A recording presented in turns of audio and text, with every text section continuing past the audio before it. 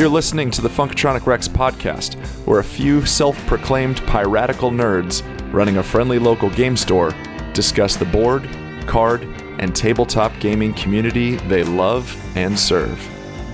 In a world of sweaty meta gamers, we are the squeaky wheel. Here we are, episode 1 of the official Funkatronic Rex podcast. Very exciting. Very exciting. To anybody who's listening right now, thank you so much. I want to go around and introduce ourselves. My name is Court, and I proudly work here at Funkatronic Rex. I head up a lot of our event organization, campaign creation, community building, and kind of the media and outreach stuff. Then I'm going to pass it. We're going to save maybe the best for last. We're going to pass it to my right here. Boom. Hello, everybody. My name is Michael. Obviously, I am one of the employees here. I guess not obviously, since some of y'all might not be regulars. But yeah, my name is Michael. I'm an employee at Funkatronic Rex. You'll see me mostly behind the counter, bringing out cells or sorting magic cards, scanning magic cards. Mm-hmm. Yeah. Cool. Who do we got here? Guest of the night.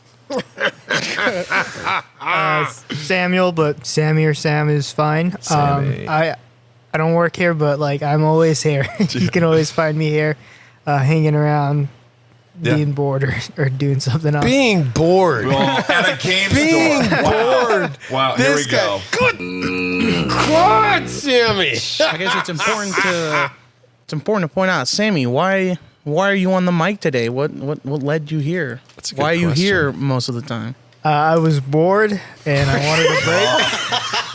So I went to here and you told me about the podcast. I was like, I guess I'll be on it. Oh, man. It's funny because I know some of you have no idea who Sammy is, but Sammy is such a character here in the shop. Like he's him in his little jean shorts. Coming in with his QT cup. And just lording over people while looking in like, hey, Sammy. Like I'd come up like, Sam, check this paint job out. Like, look what I'm doing. He's like, that's pretty mid. Somebody else is like, Sammy, I just won this on turn 3. It's great. He's like, yeah, okay, well, whatever. Player hit his ball. Yeah. But it's good to have you, Sammy. First official guest, first official episode. Fantastic. Thanks for being here. And the man himself, to my left, we have... Hi, I'm Mike. Mike, what do you do? I talk too much. We will find that out. I throw salt. Yeah. I throw a lot of salt. And I make sure the bills are paid. Mm-hmm. And that's about it. I tell people what to do so I don't have to. Mm-hmm. Mm-hmm. Translation, Mike is the owner of Funkatronic Rex, the pioneer of this place, and the Funkatronic father. Ooh. Yeah. Yeah. The Funk father? The Funk father. Oh! Boom. So, I like it. I'll take it. Mm-hmm. So with that, this is the Funkatronic Rex podcast, and our goal is to bring the funk to you, whether you are a regular, whether you're just a gamer, or whether you just kind of want to laugh and hang out and talk about games and fun things and talk about what it's like to work at and run a game store within the niche gaming community. We are not going to be sweaty metagamers. We will talk some strategies and things at time, but we are the squeaky wheel. We are here to bring the high fidelity vibes of what it is to work at a game store. We are here to highlight and bring up the community, to shout out people, to love on others, and be thankful for the jobs that we have, which is literally just, I work in a game store, and it is the best. It is so fun. Even though there's people like Sammy who walk in and they're bored out of their... Oh, man. So we are excited to be here. First thing I want to talk about is, so what is Funkatronic Rex? Funkatronic Rex, I'm going to pass a little bit to Mike. We're going to get into the origins and how this came to be later in the episode. But Funkatronic Rex is a friendly local game store in Phoenix, Arizona. And we specialize in all the board games, card games, role-playing games, tabletop games, all that. Anything that's not a video game, essentially, we've got it here. We focus mainly on Magic, Pokemon, now Star Wars Unlimited.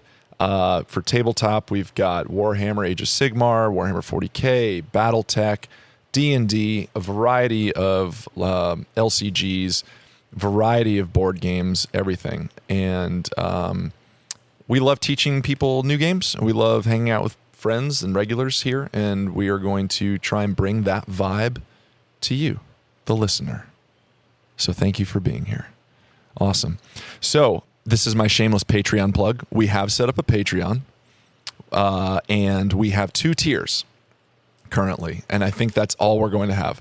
Tier 1, Funkatronic Billion-dollar tier. Oh, you just spoiled. I was going to get to that second. I mean, I'm trying to retire early, bro. Just go for it. Okay, tier 1 is, it's literally called $1 billion. $1 billion. $1 billion. Billion. And That's the price tag. Yeah. So you give us $1 billion, the store is yours. There you go. There. There. Plain and simple. There. Done. Here's the Retirement. caveat.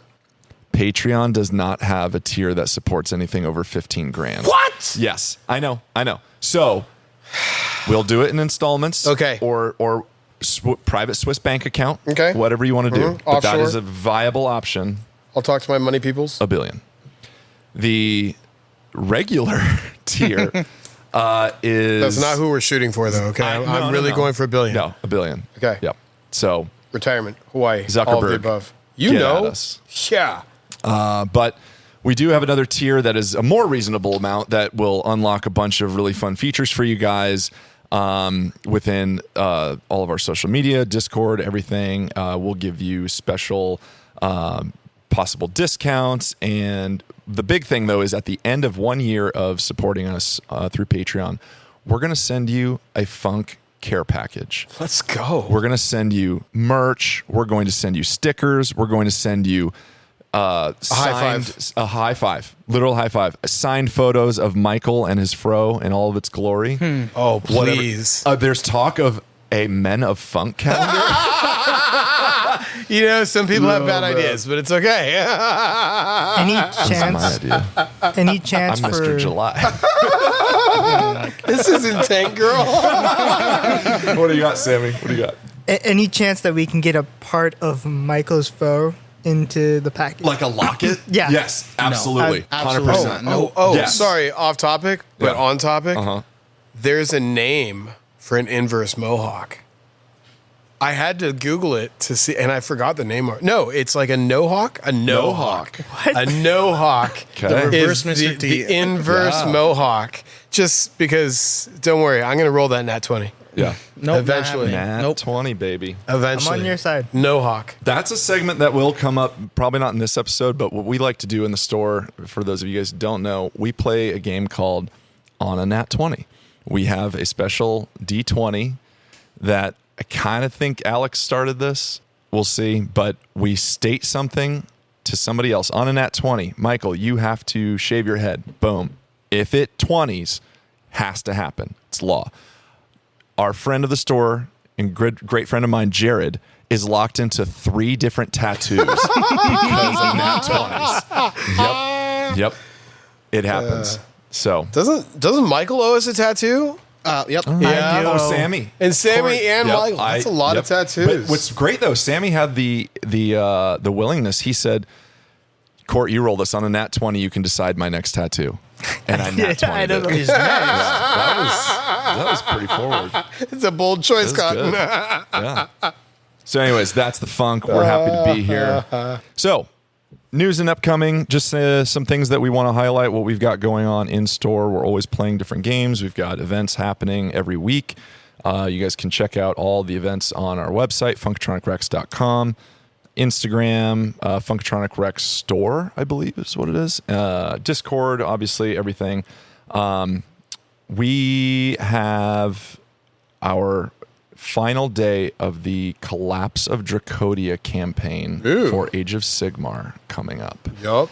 And this is a campaign that I wrote from scratch and very, very proud of, very excited. We've been playing for 5 weeks now. Well, it's been longer than that. It's every other weekend, but we've got a full map in store. And on Saturday, the March 23rd is going to be our campaign finale. So we've got 16 players. It's looking good. We're excited to see what happens. There's been a lot of chaos within the campaign, literal chaos and actual flavor chaos of Sigmar. So that's going to finish out, and we'll give you guys update on what happens lore-wise. Ooh, Lily's barking at somebody. She's doing her guard dog job. We're recording in store. I didn't mention that. We're recording, I was just going to say live. It's not live. In the belly of the beast in Funkatronic Rex. Yep. That's our mascot. Yep. What else? We've got our Age of Sigmar Store Championship. Age of Sigmar Store Championship coming up April 13th. It will be a 3-game, 1-day event. It's going to be a lot of fun. We don't tend to do a lot of tournaments here and grind, but we like to bust it out once a year or so. This is going to be a AOS Store Championship 2024. So stay tuned for that.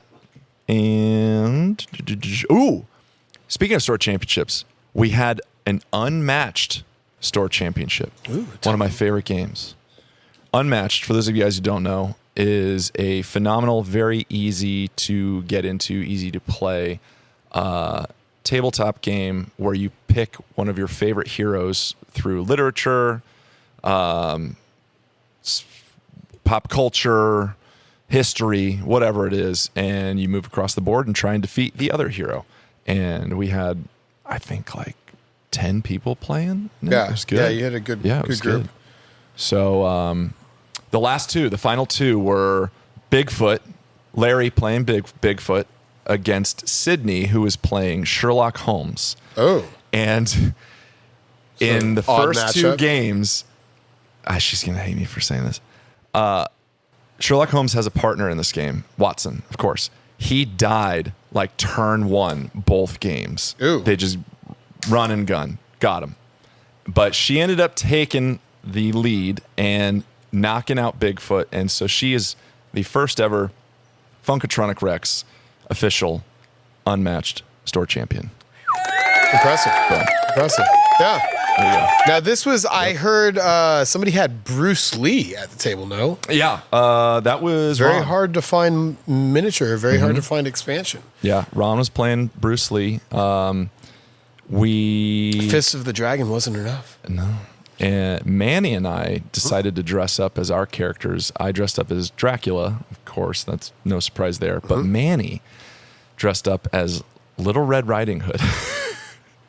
It's a good full look. corset, full furs, the hood, all of it. It was rad. And so I felt like Ron needed a little boost, so I made him a name tag that just said Bruce Lee. And that was his outfit. But we've got pictures of all that stuff on our Instagram, so give that a follow. But yeah, that's what we've had going on in store for events and stuff that's coming up. Can I say something real quick? Please. Have you seen one of the new Unmatched boxes that's coming out? There's Shakespeare? Yes. That is going to be awesome. It is William excited about Shakespeare that? and like 3 of his characters or something. Yeah. It's interesting. So yeah, Shakespeare. That's going to be funny. What is he going to do? Throw poems at you? I know, Not it's- poems, plays. Yeah, He was a sonnets. poet as well. Well, it's just, I don't know. It's very interesting. I think it's just going to be hilarious because there is going to be a table out there where it's like Bigfoot versus Bloody Mary versus William Shakespeare versus Bruce Lee. Yeah. Yeah. I saw it. I hate to say I thought it was a joke at first because April's coming Fool's, up. April right? Fool's coming up. But I'm still probably going to buy it. Yeah. I'm probably still going to sell it to you. It's true. Okay, so hobby highlights. We're going to go into our segment called Hobby Highlight. I'm going to go around. I want to ask you guys, what are you working on? What's Mike? You are currently working, always kit bashing and things. Doing some new orc thing. Yeah, new orc stuff always.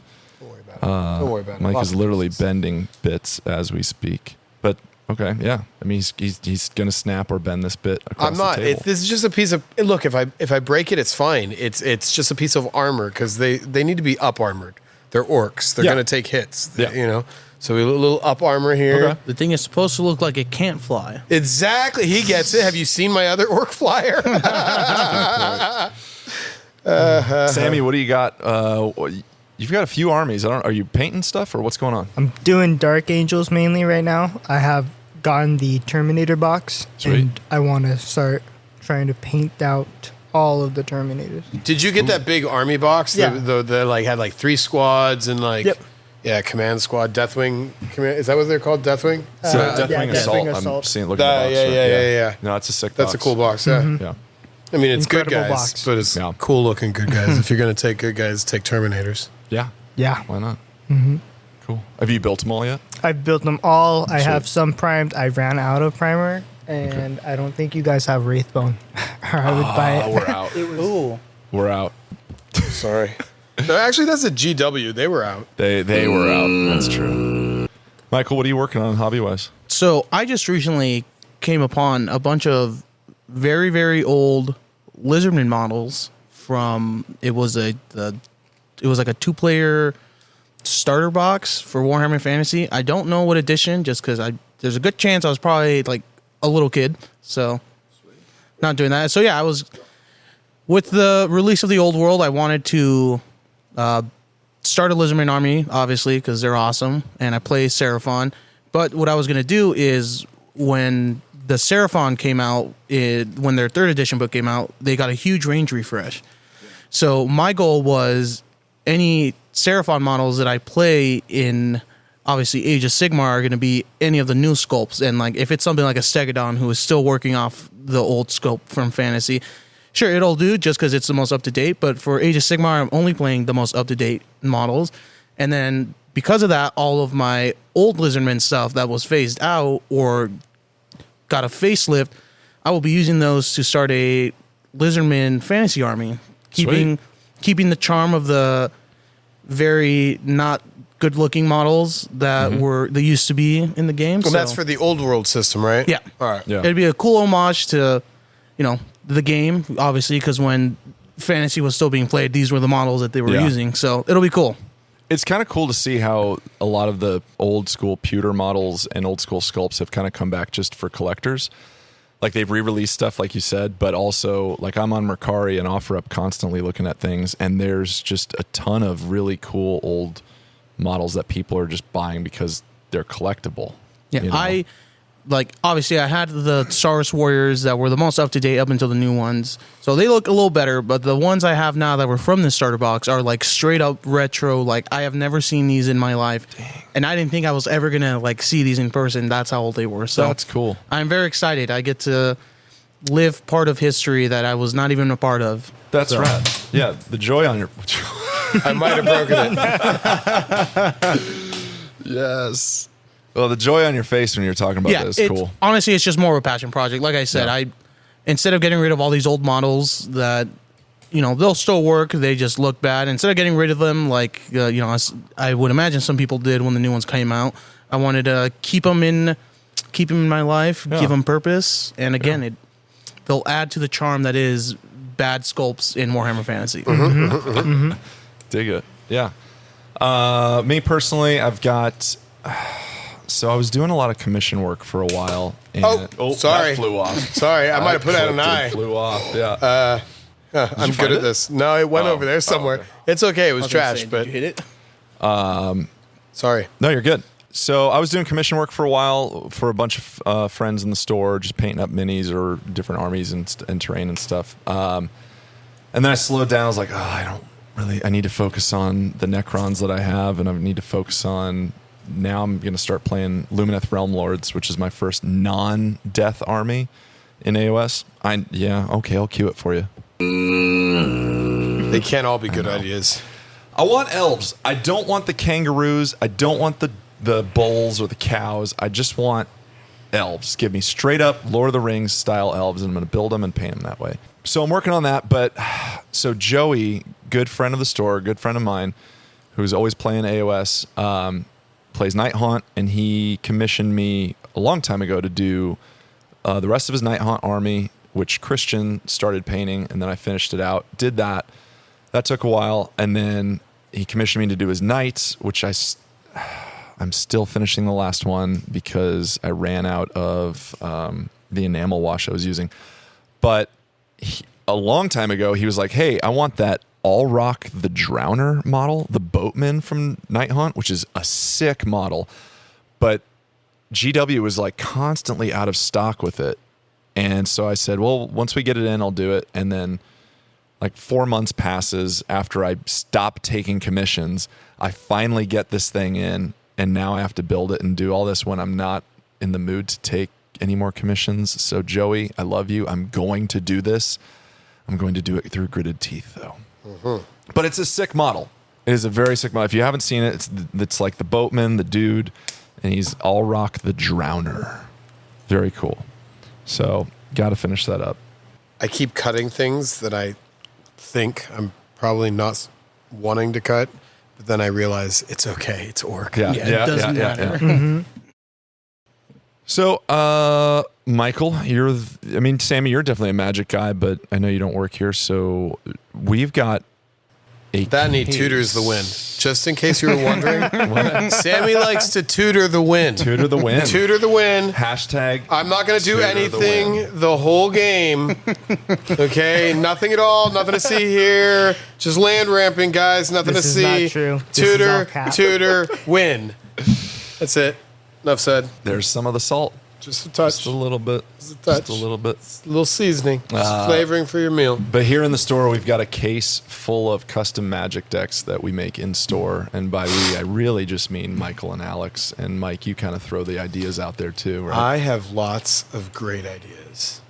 And also lots of bad ones. I have lots of bad ideas. Yeah. But I make my bad ideas better than my great ideas.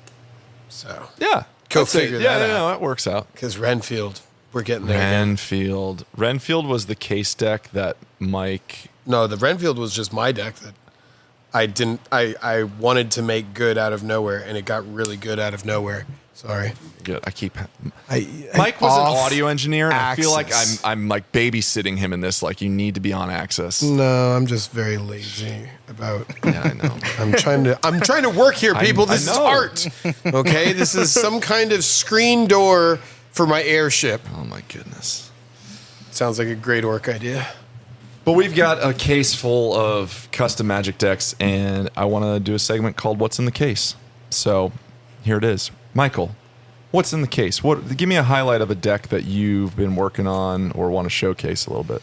So this one, it was funny because it was a deck, and then I made a bunch of tweaks to it, and I ended up cutting like 30, 40 cards from it. So it pretty much became a whole new deck after. But this is Anim Pakal, which is one of the new chicks from Magic the Gathering. She came out in Lost Caverns of Ixalan. I don't have what the card says right in front of me to read you the card, but it pretty much says whenever you attack, you make gnomes that are also attacking equal to her power. Whenever you attack with one or more non-gnome creatures, you put a 1/1 counter on her, and you make tapped and attacking gnome 1/1 gnome soldier tokens equal to her power. So it goes wide real fast. Yep. Tribal, but you're not playing gnomes. It's actually just not gnome tribal. It's you play everything you can gnomes because then as long as something that isn't a gnome attacks and she's on the board, she's triggering. Yeah. She gets bigger. You make more gnomes that are swinging with. Okay. Yeah, so she's only a 3-drop. She's in Boros, so it's not the color combo that I normally go for. Like most of the time, if it doesn't have blue, I want nothing to do with it. Yeah. And realistically, Boros is probably on the super opposite end of where I like to build decks. So it's a bit of a challenge, but I found it fun. She goes wide super fast. You start pumping these gnomes up, and if Magic was real and you were fighting this lady, it would be funny that mid-fight she'd like gets down, builds something, and like throws it at you, and it just starts running, and you'd be like, what's going on? What? That's cool. So yeah, she's cool, and like. Yeah, it's Boros. Like, again, I didn't think I was going to like this deck, but... It's a good deck. It goes wide real fast. Goes wide, pump up all your tokens and swing for the win, keeping it nice and traditional. What are we calling it? Because we usually have fun names for each of these. Like, Belisarius Call was... You used to call me on my cell phone. You used to call me on my cell phone. Yeah. So, sadly, I think this one is just called Boros Attack. Oh, my So, God. Wow. Mm-hmm. Yep, I will take the personal blame for that one. You're missing Quinn for the naming convention. Yes. Yeah. Quinn, we miss you. We love you. Come back. Come back. Quinn was a fantastic staff member here before my time, and now he's a pilot. Right? Yeah. Yeah. And he and I have a deal that needs to be fulfilled. I said, get your pilot's license and let me jump out of your airplane because I'm a licensed skydiver. So, and he hasn't phoned up yet. I got to reconnect. I don't think he's there yet. Oh, really? Oh, okay. Like, I know he's been flying for sure. Like, I don't think he's ready to, like, be a licensed pilot. Look, I don't need to land. I just need him to open the door and let me get out. That's it. Like, I don't care if... Just get in the air. Just get in the air, open the door, and we're good. That's it. He might have forgotten, too, so I'll make sure to remind him next time I talk with him. All right, please. But yeah, Anim Pakal. Very cool. Dig it. Well, speaking of magic, we're going to move into the new segment of Hot Pulls. Woo! Heat. Hot Pulls. So this is, we're going to chat about, we're always cracking packs here. Whether it's Magic, Lorcana, now Star Wars Unlimited. It's not a problem. I don't want to say Pokemon, but kind of Pokemon. Alex has the problem. Alex has... It's not a problem. It's a fun hobby. Yeah. Like that. It's a problem. Yeah, But But as Alex says, and you guys will find this out later when he jumps on, spend money, get good. Spend money, get good. So buy some packs, pull some cards, and let's play. I don't know if we mentioned, but Alex is another one of the wonderful people who work here. Yeah. Yeah, that's true. We'll get into our store lore of like who is what, who is your daddy and what does he do. But yeah, there's four of us. Mike, myself, Michael, and Alex. And we have Sammy. But hot pulls. So we're always excited to see people crack packs and see what they pull, if anything is cool or hot and whatnot. We had a great moment this past week where Andrew, great friend of mine, he's in my Lord of the Rings fellowship. We play every other Saturday. Lord of He's the Rings a regular card game. here at the store. Awesome. He's the Rat King. We call him the Rat King because he plays Skaven and he has like 3 different rat decks for Magic. We were cracking Fallout collector boosters, and I was behind the counter and I heard the room like erupt a little bit, and then he pulled out the card and it was one of the bobbleheads. Yeah, it was the Charisma bobblehead. Charisma bobblehead. Serialized. Surge foil. Surge foil serialized. Isn't it surge foil? I don't think so. Oh, it's serialized. Yeah, serialized. That's But- the important part. Which is already just awesome. There. That's my little yeah. It's so cool. But the number he pulled, Sammy, what number did Andrew pull? I don't know. Take a guess. You don't know? I can't. You Did really you haven't really heard know the the story? No, You didn't hear the story? For real? no, I have not. All right, Take a guess. Take a guess. What number? 1 through 500. Yeah. Okay. There's 500 serialized of the, what was the Charisma bobblehead? Yeah, Charisma bobblehead. Charisma. And So what Sammy, numbers for would real, you want? Sammy, money number. Yeah. It's one of the good ones. Either. I don't. You can say I it. can't. Come on, I you can can't say it. say. Say it. Try it. Try it. What? There's like 3 or 4 numbers you would want. What? Obviously. 69 going from Okay, the there's mirror up, like lowest to highest. Wow, you're not and even going then- to start with number 1. He doesn't even want number 1 of 500. No, I don't. 69 is cooler. 69 is much better, in my opinion. If he got a negative number, that would be that A negative number. would be insane. Oh, I'm never going to get that sense inside of my brain.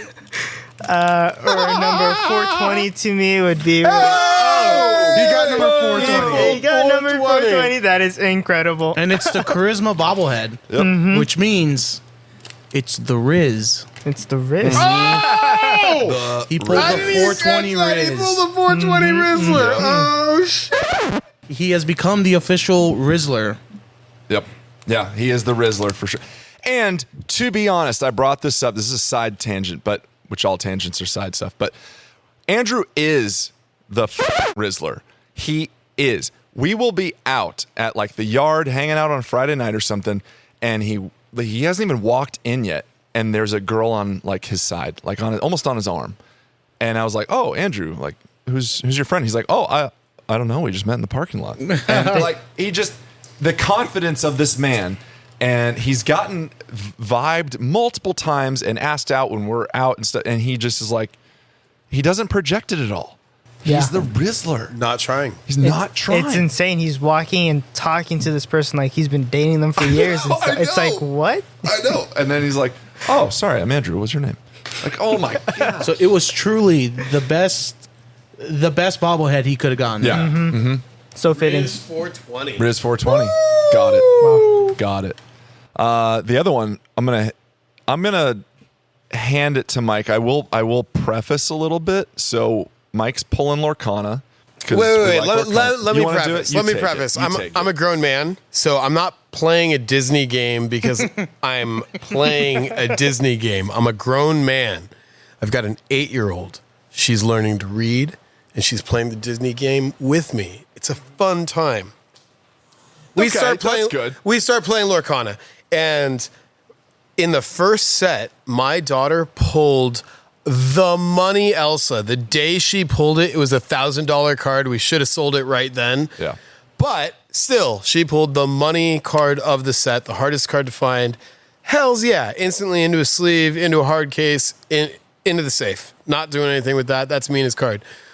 But then, like, nobody else is really playing this game, and a couple more of these enchanted cards come our way. Cool, we got a couple of them now. All right. A couple sets come out, a couple more of these enchanted cards come my way.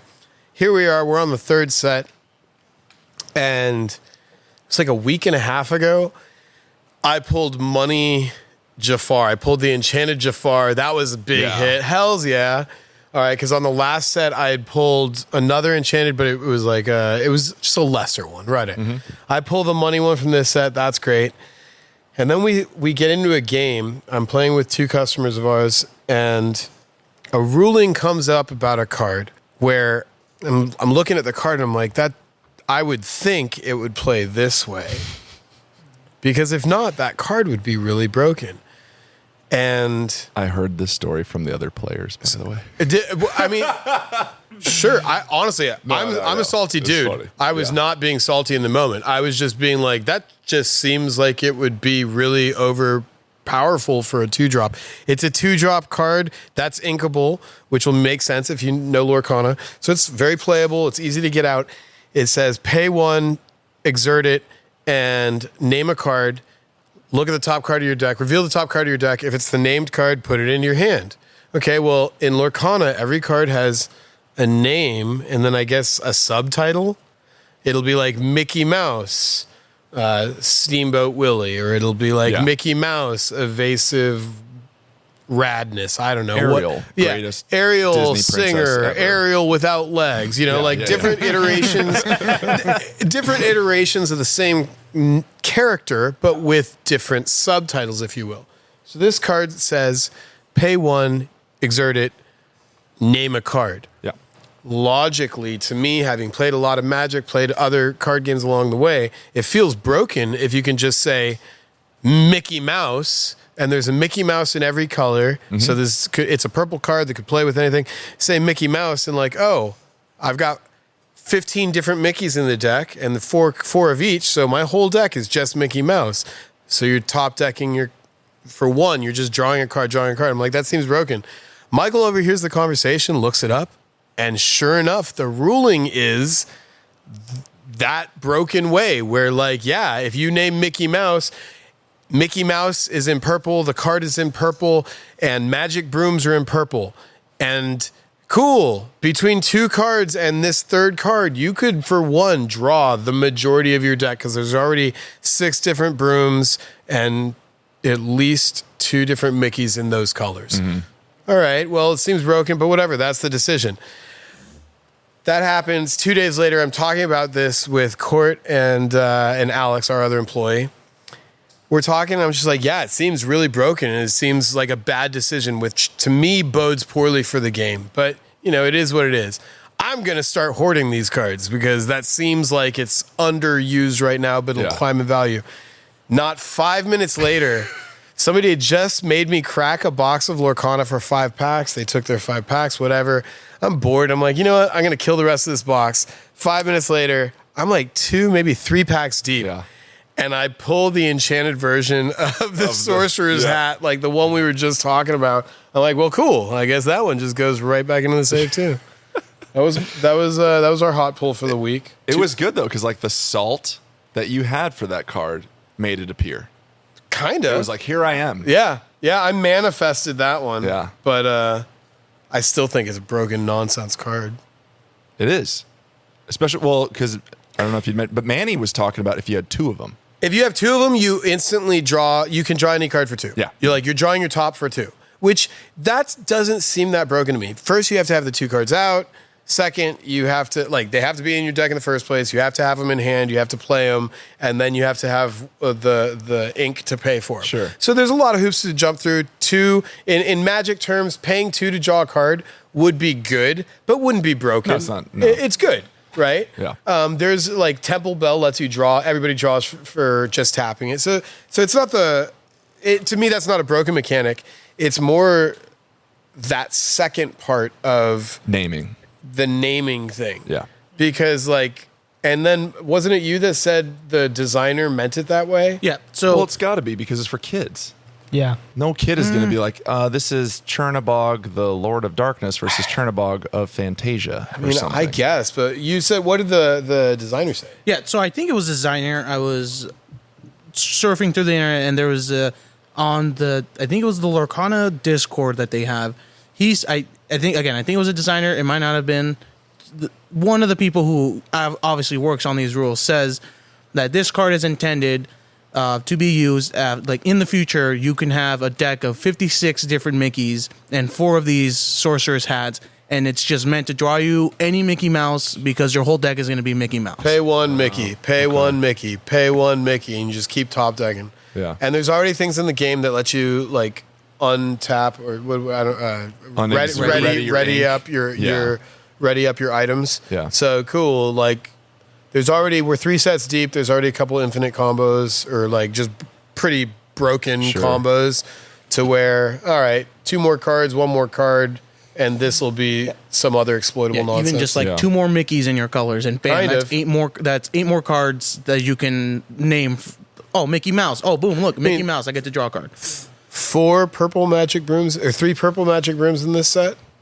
Oh, Right. wow! Yeah. Because there was 1 purple in the last set, there was 1 purple in the first set, there was 1 silver in the last set, and there was 3 purple brooms in this set. There's the purple sorcerer Mickey. I think that's the only purple Mickey right now. But just between Mickey and magic brooms, there's 7 targets. Oh, there's another 2 Mickeys in silver. No, 3 Mickeys in silver. Oh, wow! So All right. so between silver and purple, you can already go 3. You can go 9 cards deep on that. Yeah. Just Mickey or magic brooms, and pay 1. Oh, Mickey. Oh, sorry, it's a magic broom this time. Pay 1 on the second one. Oh, now magic broom. It's in your hand. Yeah. So I don't know. We'll see what happens with that. Samir, do you have any desire to try Lorcana? I have 2 nephews, and I would love for them to eventually get into Lorcana. They're Yeah. just too young at the Yeah. moment, and they live too far away to keep bringing them down here, Yeah. unfortunately. Okay. As much as I would like them to Sure. come down and learn Lorcana. Yeah. Have you played it all? I have played a little bit, and I think it's a really good game for Yeah. kids. Yeah. Right. Yeah. Simple magic. Simple, Yep. Simple magic. Now, this is a segment that I wanted to have from the beginning of the genesis of this. I just said beginning, essentially, Department of Redundancy Department. Since the concept of this podcast, I've had this segment in my head. Michael and I have talked about this for a long time. It's called Pro Painted. I came prepared, baby. Did you? Oh, okay. Okay, Yeah. good, because I got one. I'm going to hide mine real quick. So, Pro Painted is a segment that is not going to always be on an episode. It'll be a special thing. But this is where I'm going to preface by saying any mini that is painted is better than a non-painted mini. If there is paint on a Warhammer miniature, it is already better than just the gray plastic. So good job, good for you if you're painting minis. That's fantastic. However,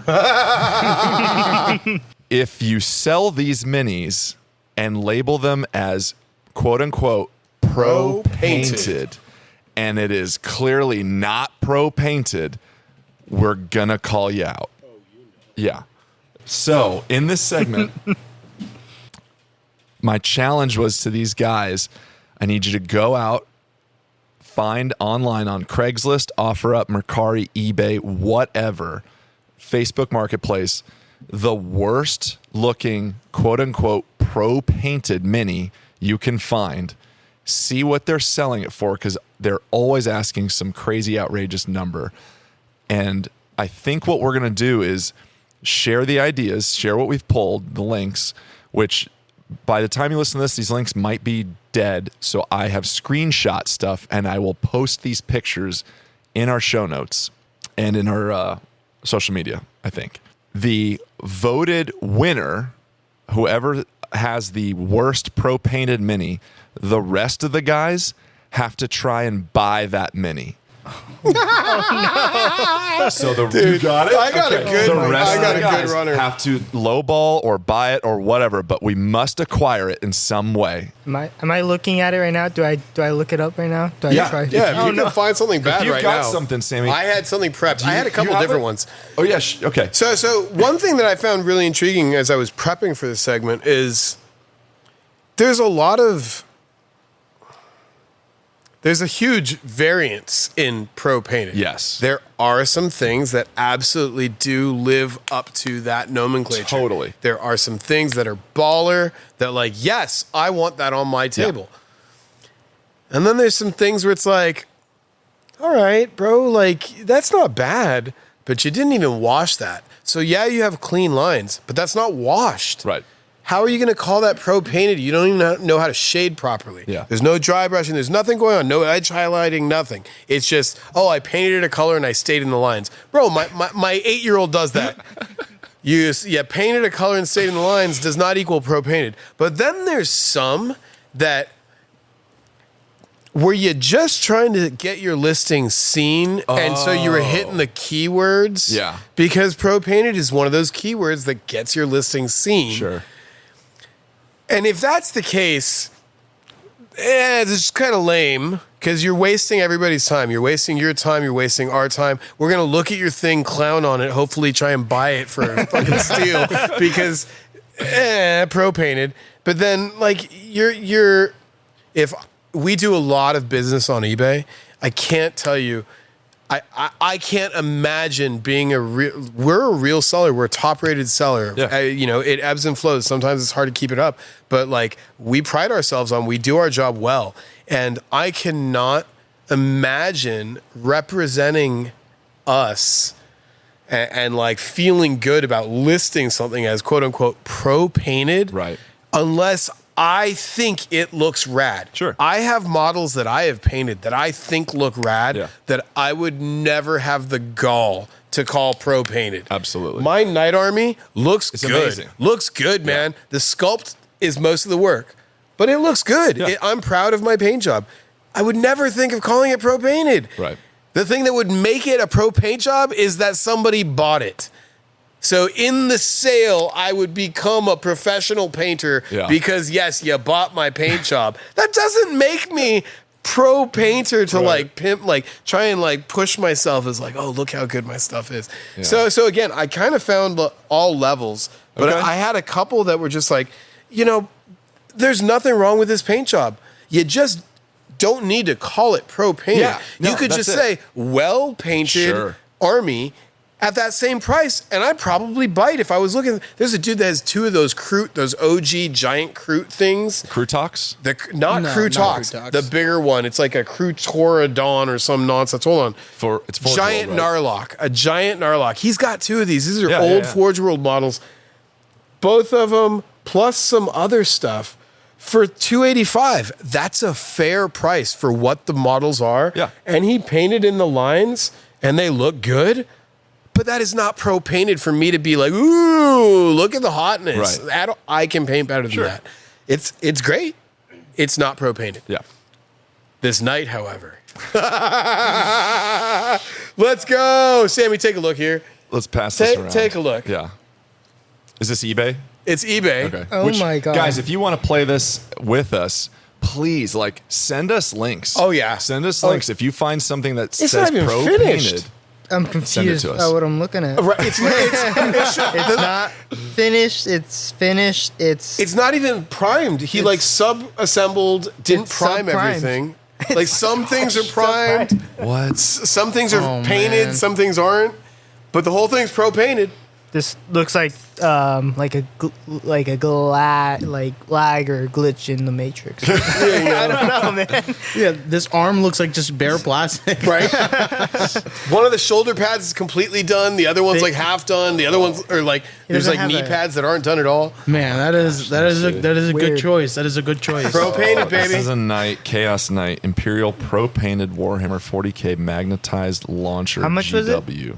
They were asking a reasonable price. It's only like $120 with shipping. 120. But with here's the shipping. thing. If it's Here's another thing. If it's pro-painted, it should at least be the cost of the model. Yeah. So who are you trying to fool, bro? Whose time are you wasting? Yours and everybody else's. Yeah, there are some primed and some unprimed parts. The base has, I think, taken a dive. Like there's tears in it. Like they're literally like glue ripped up off of the base. Like he glued it down and then ripped it back no. up. There it is. Look. Right there. Yeah. That's the foot He mark. glued it down Yeah, and he then ripped glued it back down, up. Ripped it back up. Yep. Wow. Okay, Mike, that's pretty good. Pro-painted. That's pretty good. I've got one here. This is the listing is WH40K Indomitus Space Marine Judicar, or is it Judiciar? Isn't it a Judicar? It's I like think an it's A. Judicar, but there's an I in it. Judy. I'm going to say Judicar Pro. It says Pro Painted / fully assembled. I sure hope so. Like, if it is Pro Painted, it better be assembled. Right? So I don't know if you guys can see this. I'm going to get close. I'm gonna get out. Get close. Get close. This is what I found. It's a great model. This model is hot. I love it. The base, it's painted black. The base is bright orange. And not like Mars orange. The rim is orange.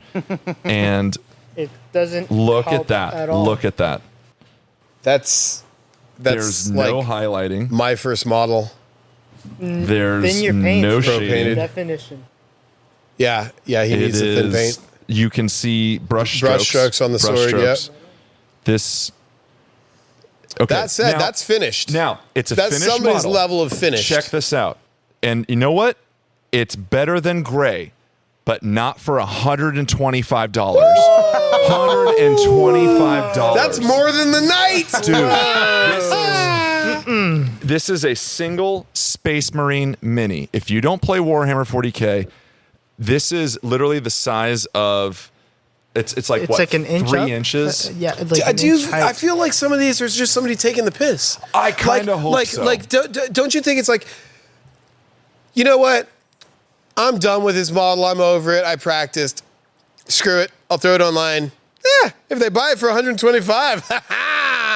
It's only like an 80, 75 point model too. Yeah, so, like, you could buy that character. If you could find it 40, 50 bucks for that character. It's cheaper. I feel like I'm reading this description. I'm kind of hoping he's taking the piss. Let's hear it. This striking Space Marine Judicar from Games Workshop's Warhammer 40K universe is fully assembled and beautifully painted. Let's go! Ready for display or tabletop battles. With its intricate details and stunning color scheme, this miniature is sure to be a treasured addition to any collection of gaming or hobby supplies. Featuring the iconic Indomitus chapter, this figure represents the epitome of power and strength in the Warhammer Indomitus universe. chapter? Weird. I have no idea. Don't miss out on the chance to own so- this incredible piece. That, or is it just like some bored housewife who likes painting and is just trying to pay for her hobby and doesn't realize what else is out there? God, I hope so. I don't know. I don't know. Here's the Except thing. I don't see. Coming from Mike, you and I come from the music world. There's the rule that I've learned: like, don't clap for crap. You're robbing the world of a future dentist. Like that. Whoa. Now, appreciate again. I'm going to say, any model that's painted is better than gray. That's Yes, great. that Good job. absolutely Good looks job. good on the table. That's Absolutely. table ready. Hell yeah, bro. Table ready. Table ready. Table ready. All right. But here's the thing. Pro I painted? kind of feel like what you were saying, this comes from somebody who has never been told any form of criticism. This is just that's the greatest thing I've ever seen. that's great. It's amazing, bro. Oh, it's amazing. That or they asked the AI. Let me ask you this: how many sales does that seller have? 39 and 100% positive. Okay, What? 39. Yeah. 39. Look through their sold listings. How many of them are for pro-painted models as opposed to I sold some we're getting deep now. nonsense? Like I want to see what else this guy has sold that's Yeah, 'cause pro-painted. I guess it could be there's listings for well painted, 'Cause- well painted, assembled. This guy's got 325 with 100. This guy, if that's pro painted. I want to know that. Yeah. Wait, do they look? fair Does Does it well look painted equally as look bad? better or worse? Holy dude, one. It's a Helldrake Oh, it's a Helldrake. It sold for $125, because it's painted. and it That's a says meh. pro painted, fully assembled. That's a meh paint job at best. So you know what? It's not. Check it. You know what this is a combination of? This is people that haven't been told that they suck, times people that haven't actually been to the hobby shop enough to see a good paint job. yeah. So then somebody throws something up online, says pro painted, and it looks better than what they can do themselves, and they haven't been to the store to really judge it against something else that's in the case. Because again, if he can sell that Helldrake for 125, we'll have one up online posted tomorrow because I've got one in the works that already looks better than that, and it's conversion. Like, no, man, that's banana pants. The fact that that sold for. So hey, good for this person. Yeah. Good for this person for having found some kind of some secondary income Yeah. with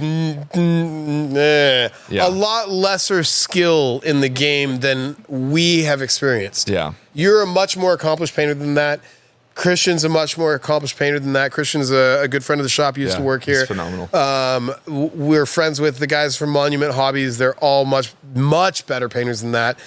And legitimately, I can paint to that caliber, and I consider myself a 6 painter at best. You're Like, way better than that. 6, 7 at best, and that's not Yeah. impressive. Yeah. Did you find one? I think I Michael? got one. Yeah.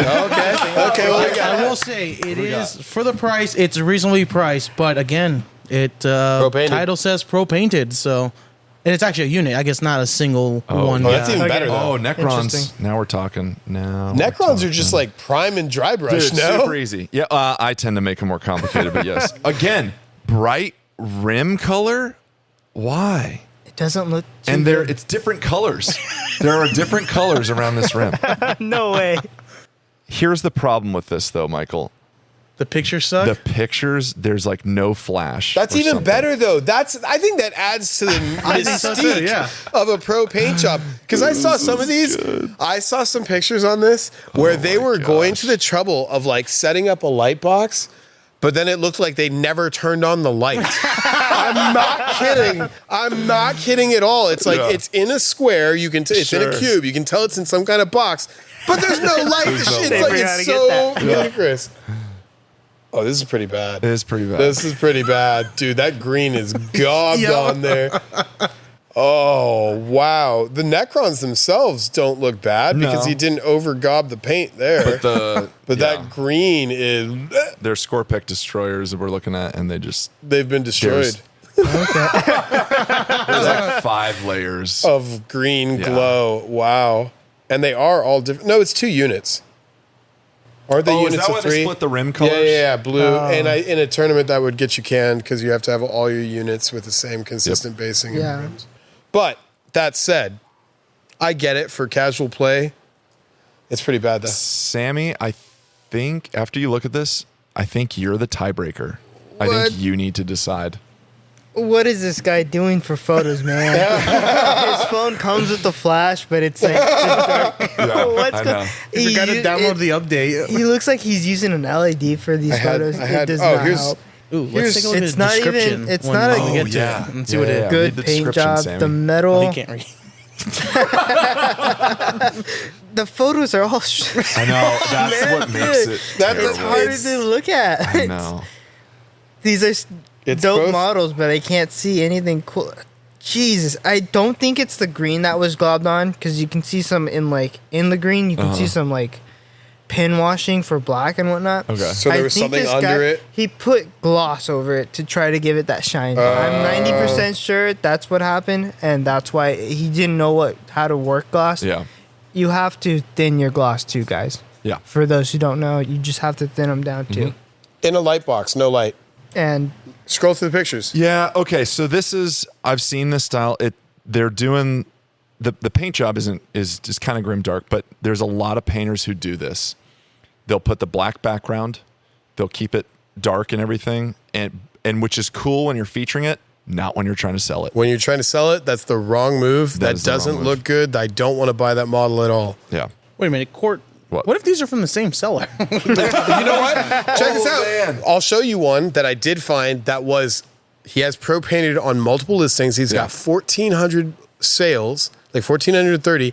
His handle is something like Warhammer 40K Pro Painter. not bad, but it's just that black background. But again, he's got 1,400 sales. So something's telling this guy he's good. But you look at his models and it's like, okay, man, like I see that those are...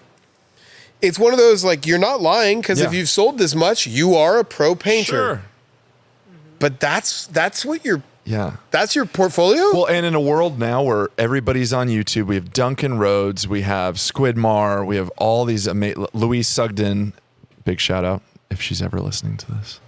This one. But in a world where YouTube rules painting, like tutorials aplenty, showcasing like the Grimdark Compendium, all these guys are fantastic, and this is what we see. Like it is. So that's the seller. That one I haven't looked at. The models again, okay. they look passable. But then This if looks you good on table, sure, but then you look like there's some other War Dogs he did. You look at the actual close-ups and it's like, what is that edge highlighting? Like that's garbage. It looks bad when you actually look at it. and I'm not saying all of his sales are like this. This guy has 1,400 sales, so some of them sure. But I think it does the community a disservice, and to me, it does your own brand a disservice to say everything's pro-painted, and then that's what you're trying to sell me. Let me show you the knights, and then I'll show you the edge highlight on these knights. It's just, Yeah, Court, these Necrons had to be from the same guy, because just the first sentence, get your hands on a set of 6 beautifully painted and fully assembled Scorpic Destroyers from Games Workshop's Warhammer 40K Necron Army. I'm okay with saying fully assembled, but don't say it after fully painted. Like say it before. Look at that gray edge highlight. Everything else about the model looks fine, and then they just But with then that. look at the red highlight right behind Yeah, it. no, I know. oh my god. Oh, hold on. I think I just found another one that might also be... Other than that, the model's passable. It well painted all day long. I know we're on all of these, and we're not trying to be trolls, but you guys got to see this stuff. Like, just if you're listening, go on eBay, type in pro painted, and do some fun. I think I just found another one. Okay, so this all was over. Okay, so hold on. So give this person a little bit of credit. Okay. They put semi-pro painted, okay. all right. but they spelled semi wrong. So. How do you spell semi wrong? And oh my god, look at this, Court. Smea. My pro painted. Dude, there's like 50 layers of paint on this. Oh, this might be yeah, winning. This might be I winning. think it is. What's weird with the night Oh, is snaps. that No, there's this is the winner to spots where me. it's over highlighted, and then Yeah. spots that are There's under. There's no highlights highlight. where in other spots you would have put that highlight there. Sammy, it's like the it's like that Tyranid model that was both over primed and under primed at the same time. It was like shot it was for like 2 minutes from the incredible, top. dude. It was like the whole top half of the model was like drenched in primer, Yeah. and then you turn it over where like the spray doesn't normally go, and it was like bare plastic. I think that one wins for me. Is that the vote? Honestly, yeah. I think that wins. Oh my! I'm going with you. You dude. can't vote for your own thing, right? Sure. That Oh I think my that God. wins. that beats my night. Sammy, I think. can you bring up the description on it? Because the title Hold was on, let me look at. hilarious. Oh my god! And they did. They have They not didn't- heard of. I mean, it's not thinning that they their spelled it paints. wrong. They did spell it wrong, but it was just they were typing fast. It's SMEI is how they spelled it. So did Yeah, but everything see, even thick, that- but there's No, small you're right. Look, wires. time out though. that If you're they a somehow pro at painted. anything, you care about your somehow craft. Yeah. If you're a pro at this, your craft is selling painted models. If you're actually selling stuff, Let me see. grammar and spelling matters. Yep. Okay, let's see. Oh, the description is just Smay painted. Smay yeah, painted. Smay That's it. painted Smay pro- eight. New lore. There it Smay is. pro painted. That's pretty smay. It's Smay. Oh, hold on, Court. I found another one from our boy. This was the same person who did the Scorpex that we were just talking about. Can we get them as a guest on the show? Oh man, how do you turn that from not getting salty? Yeah, pro hand painted. So he added a little bit to this Yeah, one. All right.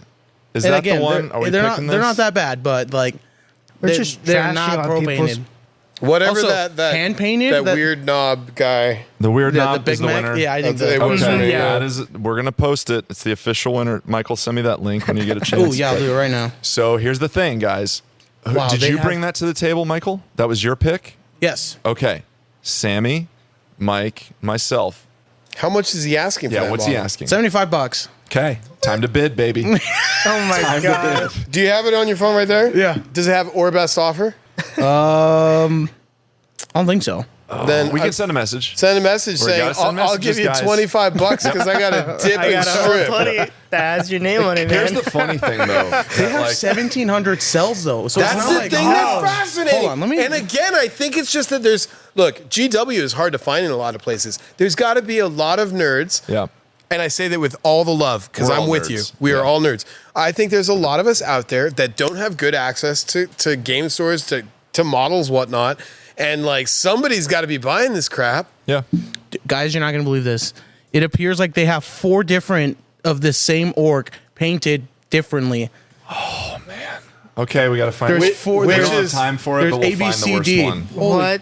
is All right, so going on? we think we found the We right think we found the right winner. pro painter, Okay. Oh my gosh. pro This painter is of the great. week. There it is. They're selling You know, Lorcana too. maybe we just do it like that, where it's a pro painter highlight. Like try and find. Like this week, we're highlighting pro painter eBay seller. This, Yeah. Please take a look at their So- wares.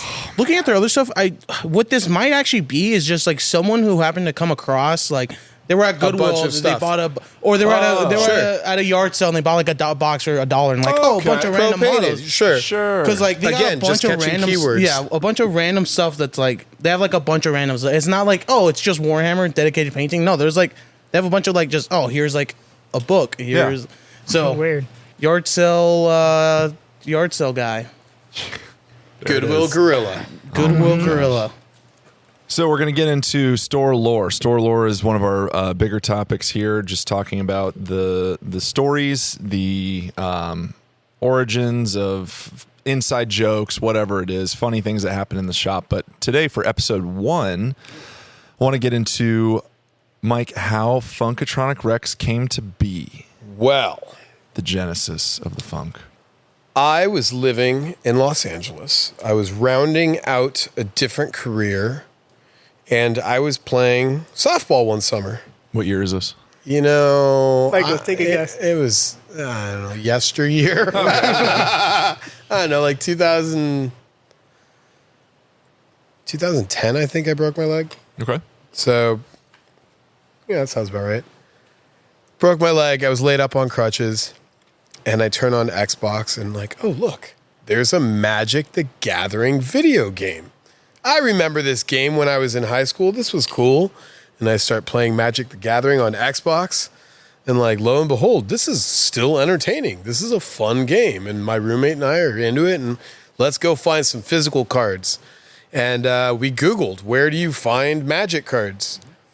And lo and behold, this whole new business model was presented to me that I didn't know existed in a game store. When I was in high school, there was no game store. There was a comic book store that happened to sell some nerd games that nobody else did. Yeah.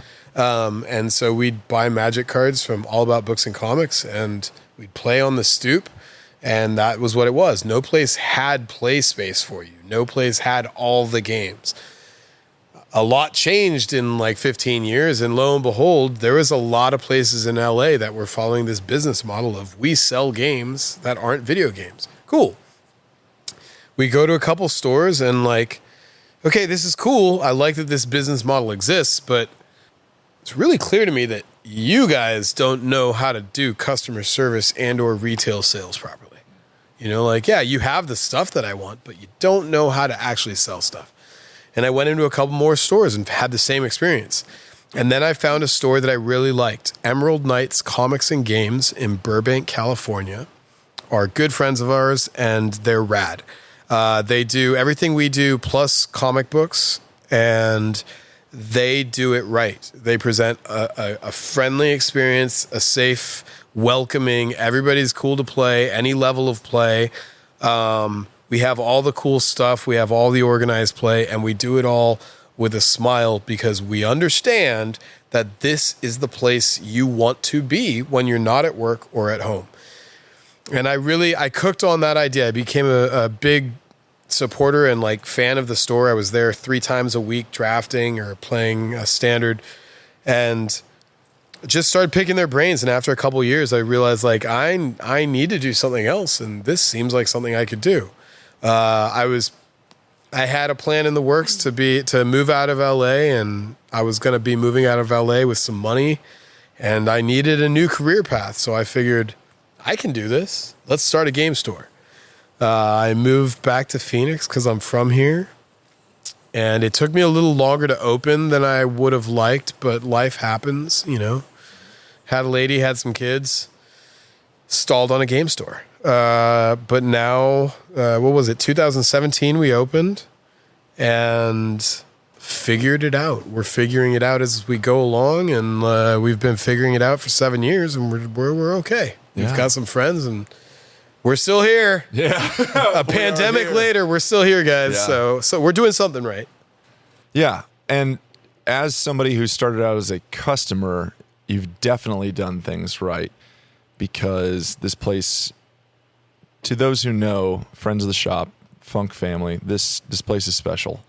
It really is, to the point where I have a tattoo on my arm of the Funk logo with a banner underneath that says Funkatronic Family, and a special little secret kind of thing within the tattoo. But this place is special. It's rad. It brings a lot of joy to people, brings joy to myself. And 7 years later, it's pretty phenomenal.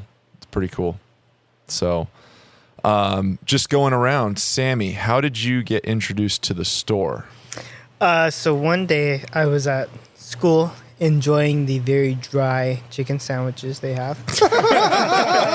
And I was into Pokemon and collecting some of the cards. I didn't really play, but I was interested if Michael had happened to hear about it. And I asked him, Michael, have you ever heard of Magic, or not Magic, but Pokemon and whatnot? And he was like, no, I hate Pokemon. I want to play, I love Magic and whatnot. I was like you're a magician? And he's like, no. It's a game. It's a card game. I was like, I would love to check it out. And the first day I came in, and that was kind of just the beginning of the end for my wallet, because I got hooked onto Magic the Gathering. How old were you? I was 16, roughly, which is insane to think about. Yeah, we were what, sophomores? Yeah. Wow. Sophomores or juniors? It was either sophomore or junior. And I think it was sophomores, because like we became like best friends pretty much right after we met. So Michael, you shanghaied him into Magic, but how did you know about Funk? And we'll get into the Magic part, because that's going to be our main topic. But how did you get into Funk? How did you bring him in here? So my introduction was, I think I was actually just thinking about this. I started playing Magic. It had to have been 2015, and like since I discovered it, like it became like a big part of my life. Like I would eat, sleep, breathe Magic. Every time I was like not doing schoolwork or whatnot, I was like, oh, let me build a new deck. Let me get new cards. So That's why I failed calculus.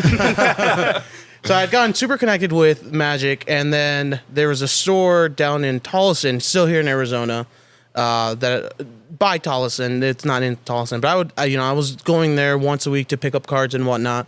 And then we had to move. We moved back into Phoenix, and so I was heartbroken. So I was like, oh no, I left the one place where I could actually find, games and whatnot, play Magic. So once we had I think it was the day we finally moved all our stuff into the new house we were staying at. It was my best friend at the time was over, and I was like, hold on, let me look up. And I pulled out Google on my phone, card store near me, and then looking, I was like, oh, this place, Funkatronic Rex? Dude, I live like 5 minutes down the road from this. And so I got one of my family members, I think I got my dad to drop me and him off. And yeah, came in. This was July of 2017, so it was a couple months after we opened. I'm like, oh my God, it's a Magic store. I remember there was the singles in the case, and we were looking at it, and we're like, dude, this is awesome. Jonesy was behind the counter, and I was like, oh, cool, Jonesy. And I was like, dude, this place is awesome. And then, yeah, little by little, I started coming here weekly. I remember for a while we did like standard Wednesdays. So I'd like get home from school, I'd hang out for a little bit, and I'd get dressed, and it's a 5-minute drive, but it's like a 20-minute walk. I would walk here like 3-4 times a week, just, hang out and whatnot. So, yeah. And then at what point did it become professional for you in the sense that you became staff? So I don't even quite remember how I met Mike. All I know is that eventually I was like helping, sorting cards, and like, oh, there's a Magic release, and we opened a bunch of packs. I was helping him put all the cards away and whatnot.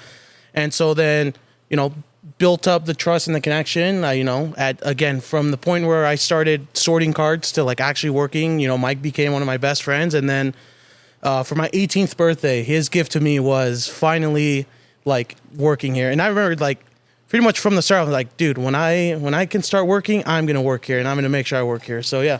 That's awesome. My 18th birthday present was a job here at Funkatronic Rex. Indentured servitude. Yep. What about you, Court? Grew up here. It's interesting. I was thinking about it. Like, I don't remember the first time I came in. I remember the first few times, and I think Alex was one of the first dudes I interacted with. And I know, Mike, you and I had talked a bunch before. Alex was behind the counter, and he kind of became known as like the Tau guy for me, because he was actually playing at that time and whatnot. And like, I think I gave him Tau bits, and I knew he was like playing KO, I think, as well, Karajan Overlords. So I gave him like a pin that I had randomly got of KO.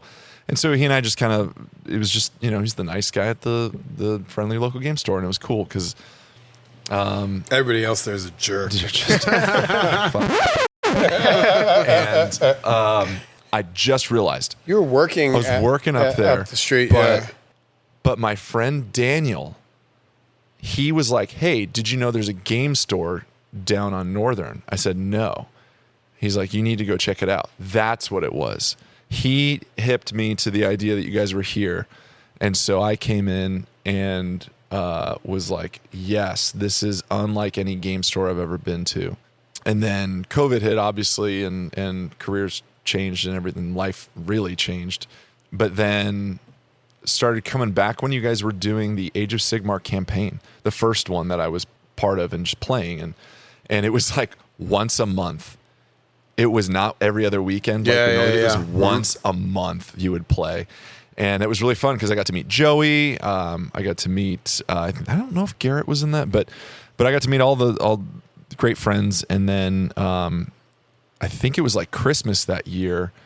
You guys needed a little bit of help just on like Black Friday and stuff, I think it was. And so I was like, well, hey, why don't we make like custom decals, Black Friday stickers? Hey, well, why don't we make like a calendar? And so I just started like helping out a little bit. And then at some point I was like, I really want to work here, and I really want to try and get this place to, I don't know. I don't want to say improve it because it was amazing, but like improve it, I guess, and just do what I can, bring what I can to it. So I left a job that was earning me twice as much to come here. That makes me twice as happy. Like 100% easy. Love it. Sammy's just crying from the cheese. The cheese is there, baby. The cheese is there. Yeah, but Sammy's work history isn't long enough to realize like the difference between a good paycheck and not hating going home at the end of the like. Yeah, you got paid well, like decently for a first job at your last one, right? Yeah, and you're in your second place, right? 10 times better. 10 times better, both makes on me pay, a lot happier. and it makes you happier, right? Mm-hmm. Wait till you work a couple more suck jobs and like. Yeah.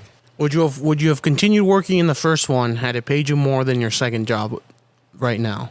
Probably not. Just too much complications. Right? Just too much external BS.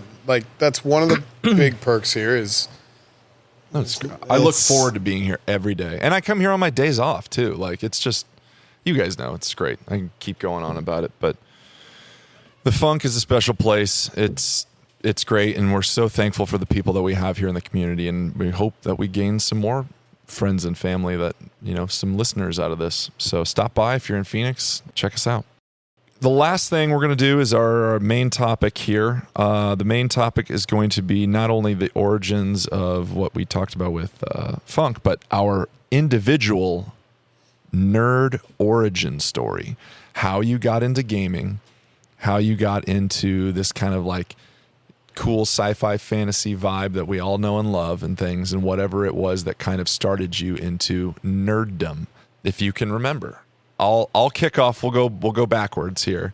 I've never been a video game guy. There are very few video games that I play, but I remember seeing Hero Quest, the board game. It's an old school, I think GW was part of it, but it was, and we used our old sign. Yeah. The background of that sign is a Hero Quest board. Oh no! Yeah. Oh my gosh, it is! Yeah. Yeah. I've never noticed that. Holy shit! Wow. Oh my gosh! Yeah. So Hero Quest. I was in my second year of first grade. Yep, you heard that right. How the hell did you fail first grade? I mean, we're friends, so I can be real. How the hell did you fail first grade? There's two theories. One, my birthday's in July, so it was in that weird, like, ooh, do we send you forward? Do we hold you back? Two, I hadn't gotten glasses yet. I wear contacts now, but I probably couldn't see the board. And so I was just making shit up. As it goes. So that's probably it. What's 2 + 2? Yes, red. Well, if they're audibly asking me the question, I probably know it. But if they're like, can you solve this problem on the board? And be like, George Washington. Court, this is math. Okay. Painter. I saw Hero Quest, the board game, at like my elementary school's like book fair. Bought it, set it up, loved it, emotionally drooled all over this game. It's high fantasy, it's classic, it's like D&D for like 10-year-olds essentially. And I would like play with the figures. I never actually played it, and it really just shot me into like this, this is like fantasy realm, this is cool. Fast forward to high school, and I had a really good core group of friends, and my Young Life leader at the time, who's a good friend of mine, busted out Talisman. Ooh, great game. Yeah. Talisman. And that was fun. We had a lot of fun. Like, again, high fantasy style game, very accessible, easy, fun. That was good. And then I think around a little bit later, the big one for me was Fantasy Flight's Warhammer Invasion, the card game, which, Michael, you've played. I got you into that. That came out. Oh my, no, fucking. I totally, because how would I know what Warhammer Invasion is without knowing Warhammer? Sophomore year of high school. I know this is going crazy. Sophomore year of high school, my Young Life leader Grant got us all Christmas presents. I'm sorry, I really wanted to say hi. He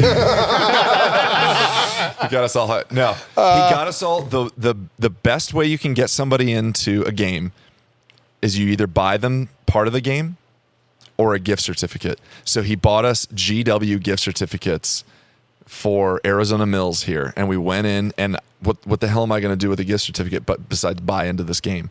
And he showed us what it was, and I bought my first box of Space Wolf Grey Hunters for Warhammer 40K. Took them home, loved it, was into it, didn't know what the hell I was doing, how this game was played. I didn't care. I wanted to play it. It seemed cool.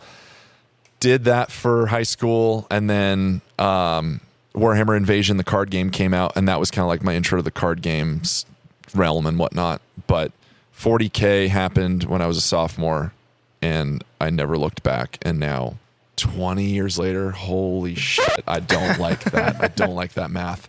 But 20 years later, here I am working at a game store, fronting all the games that I've played for years and love. So that was kind of that was it for me. Michael. Boom. So my journey into the hobby started with, again, Magic the Gathering. How I discovered Magic, one day I was hanging out with my cousin and my aunt. They're like, oh, we're going to go to, it had to be either be Target or Walmart. I think it was Walmart. Mm-hmm.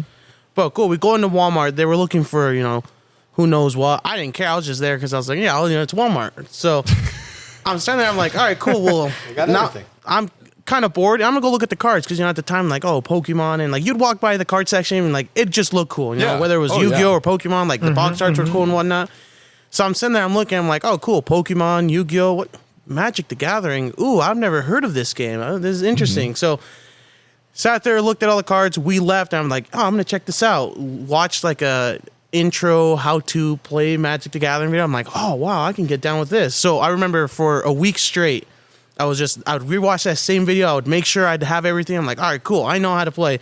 And then I talked with my dad, and he's like, yeah, I'll go buy you your first box of cards. So my first purchase was the M15 Deck Builders Toolkits. Back when they had Deck Builders Toolkits. It was, dude, you had your pack of cards, and then you had like 4 packs. It was awesome. I remember got home, built my first deck. I taught my little brother how to play that night, and like I remember our first game, we're just sitting on the carpet.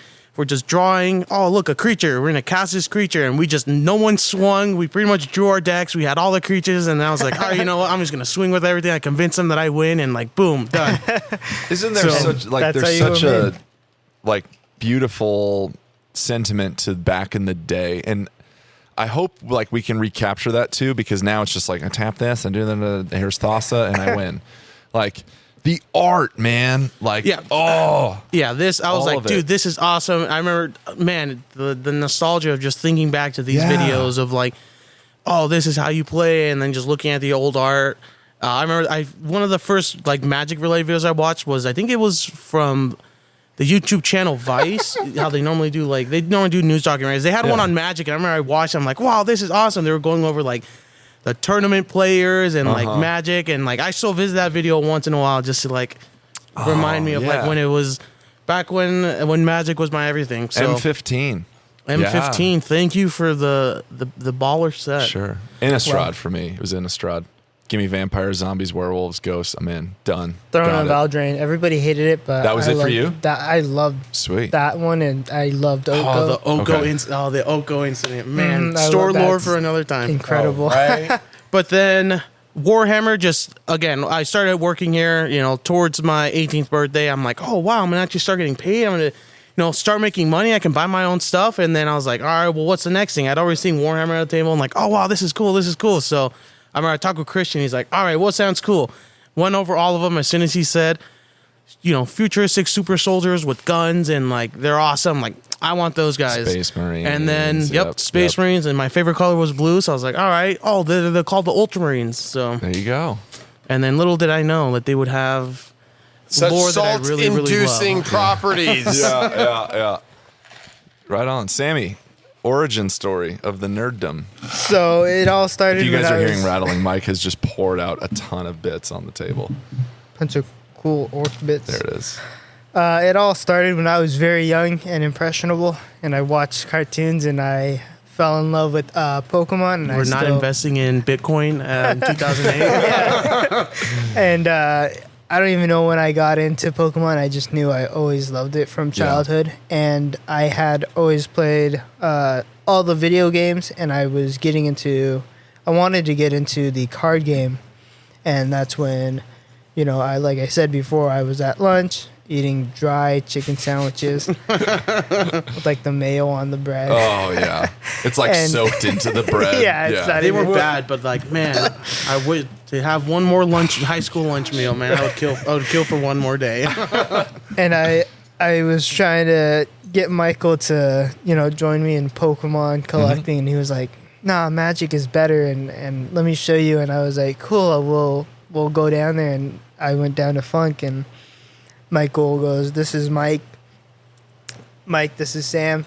and The beginning of the and end. you're Day that getting will live in into infamy. like Magic the Gathering, and Michael Yeah. like slammed out like 5 of the starter decks and whatnot that were free for like new players, and he was like, "Pick one." I was like, Just like that. Just pick one, fool. and that's how I got hooked into it. But I switched over to 40K because I was bored, and I came down to the shop to spend the day with Michael a little bit and hang out, and I saw Mike forcing Michael to play Warhammer with him and destroying him in the game he didn't understand, and I was like, that looks really cool, and Michael was like, it is really cool. And that's how I got into 40K and, eventually into AOS. Good old learn to play with Mike. What was Yep. your first 40K army? So Space Wolves, me. it was Ultramarines. originally gonna be orcs, but at the time I was broke and I didn't have a job. Yeah. And I looked up what was the most like cheapest army, and orcs happened to be the most expensive of the armies. If you're not kit bashing, I had no clue what kit bashing was. Sure. And so I didn't want to do it. So I just jumped into Space Marines pretty much. But I think it was Space Wolves. Hell But yeah. Eventually I moved on Yeah. to. I wanted to do Sharks because they came out with Horus Heresy, the cool lightning Doing the claws, Carcharodons. and Terminators, right? And I was like, let me get the shark dude, Tiberius, because he sounds so cool. The red wave, what? Yeah. Yeah. So amazing. And I got him, and he was the tiniest little fella ever. Oh The my biggest god! Terminator in lore was smaller than a normal Terminator. I really don't know what model you're talking about. I think I have a photo I can find and show Is you. this but- for Space Marines? Yeah, Yeah. he was a Forge World character, Tiberius. Well, what's funny is I think so I introduced Sammy to 40K, and I think I got him like the Orcs Combat Patrol, and then we took a gap from 40K because we started learning Age of Sigmar. And I remember I traded pretty much all the cards I had that were worth money. I got me and Sammy I got the Seraphon start collecting. I got Sammy the Flesh Eater Court start collecting. I remember we built all our stuff. The first game we played was in on my living room floor on Yeah. the dusty carpet, and we're like, oh, this is awesome. And we were playing and yeah. See, that stuff I love, because I remember playing on my friend's kitchen table. We put books as terrain. Yep. And this is 3rd edition. Then we used to shoot. This Pringle can is the tower. Oh man, The disenchantment that we have now, I think, for these beautiful games. I think we need to, like you said, remind yourself. Yeah, considering Magic was the first game, it was the gateway game that got me into all this, and it's sad for me to think, man, I don't really, Magic just doesn't hit how it used to. So Yeah. Well, and product fatigue, obviously. But yeah, Mike, what about you? Or Nerd Origin? Get Modaka. No. I'm an only child, and that equals growing up amusing yourself. And when you grow up amusing yourself in the 80s, that equals a lot of TV time. And eventually you get sick of watching a lot of TV. And I lived up the street, I lived on 19th Ave, and the Hobby Bench has been there on 19th Ave forever. And so I'd go into Hobby Bench just looking, I was doing modeling, boats and planes, all the World War II nonsense. Yeah. I was like, all right, this is cool because I like modeling, but this doesn't do anything. And then they started, that was the first place, Hobby Bench on 19th was the first place I could find Warhammer minis. And I started buying minis not knowing anything about the game, just these guys look sweet. Yeah. These are cool. And then I walked into All About Books and Comics, and they had some games. And before I even started playing Magic, they had a board game by Leading Edge Games. It was the Aliens board game, the Aliens board game of the movie. It came out in 1986, and it was the first game I had ever played that was solo. You could play a solo game. I played the fuck out of that game, man. I loved the Aliens board game to no end. I still have my OG copy. Like, I will never get rid of it. That game's rad. And luckily, the one that came out, I don't know who is it, Catalyst Games or whoever put out the Aliens One Day in the Core that came out like Glorious Day in the Core 2-3 years ago. That game is a really faithful recreation. Yet it's learned from other board games. Like, it does things cleaner and better. I never need to play my old Aliens game again because this new one does it better. Yeah. But it's effectively the same game with just like retuned mechanics and whatnot. That game is still like a love affair in my heart. I got to play one of my favorite movies as a kid, and you could replay it over and over, and it was different every time, and Vasquez dies half the time, and sometimes Drake actually makes it, and it was amazing. I loved playing the crap out of that game. And I think that was the first, not Parker Brothers, Milton Bradley game that I really played. Yeah. That was the beginning. Like, from there, it was just like, Aliens anything. Dark Horse Comics. Aliens. Dark Horse Comics. Terminator, whatever. I lived in a comic book store for like 3 years. Just like, I'm here all the time after school. Magic came out in 93. I was a freshman in high school. I was at the comic book store every day. I mean, Natural progression. 30 years later, oh, look, Math. I own a nerd store. Yeah. There we go. See, core 30, not 20. You over here like, 20, oh my God. I feel better now. But yeah. Connecting the dots, Sorry, but I broke my leg, discovered that this was a business model, had already been doing nerding. Yeah. Yeah.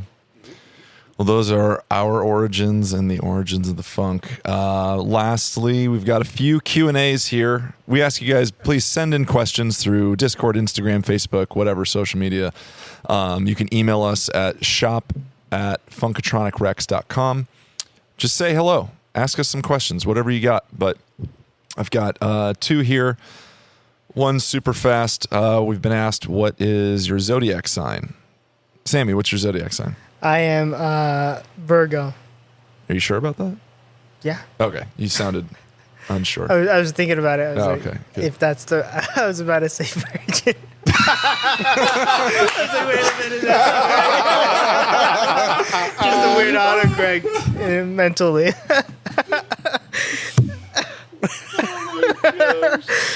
Just being honest. Michael, please answer the questions. Is that the one where like... Virgo. We're the same. We're the same because I'm also You're September, Virgo? baby. Yeah. Okay. All right. I'm Cancer.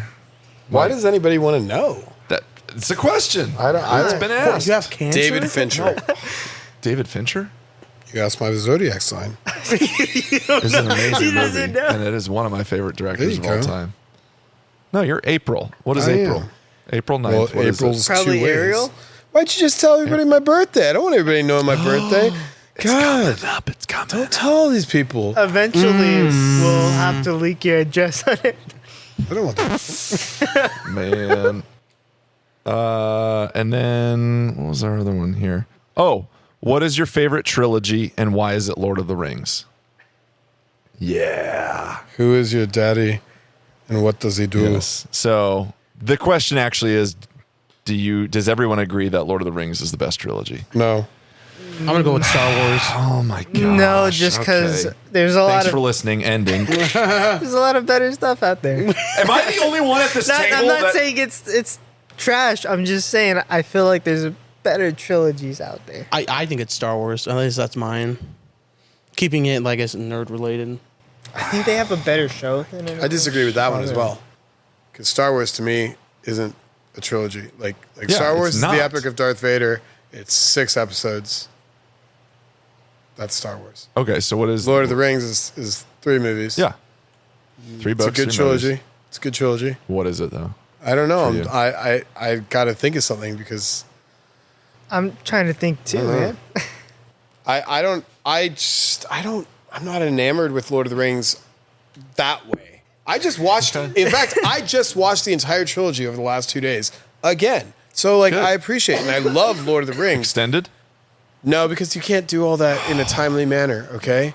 I left the extended version for the dog. Oh god. Oh, well, if Leely's down. She if was Leely's watching. Down with extended, that's She was fine. watching.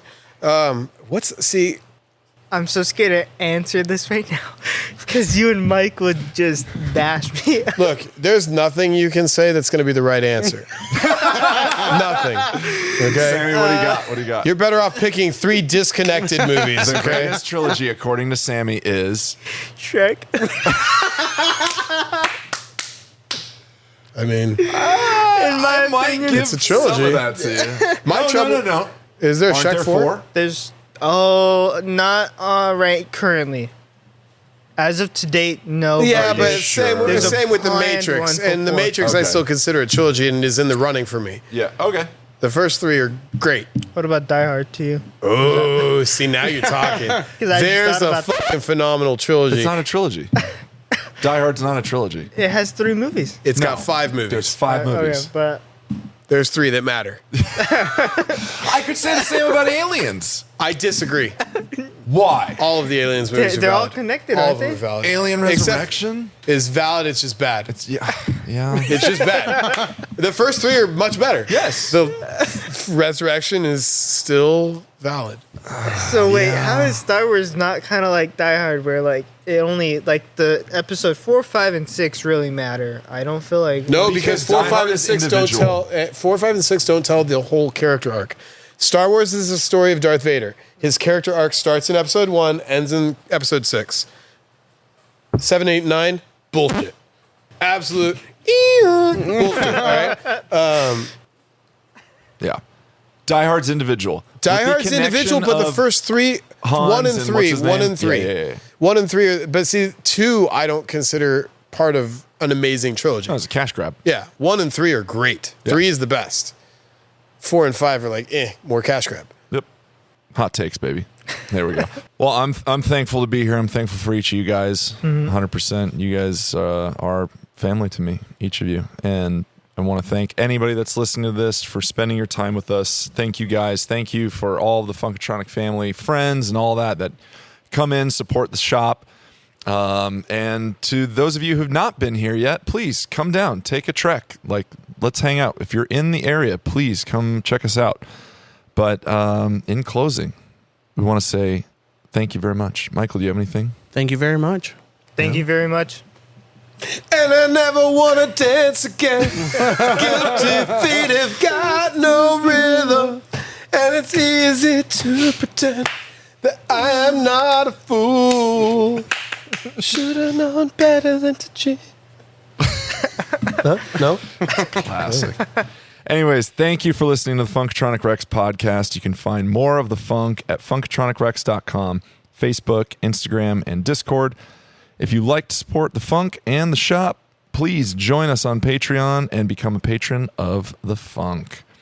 If you're in the Phoenix area, please swing by and come check us out. We'd love to meet you and get a game in. You can also reach us by sending an email to shop@funkatronicrex.com. Stay up, stay true, and don't forget, stay funky. Episode Oh, man. You know what? To be for the pilot episode, I feel like if it's a little longer than all the other ones, that's fine.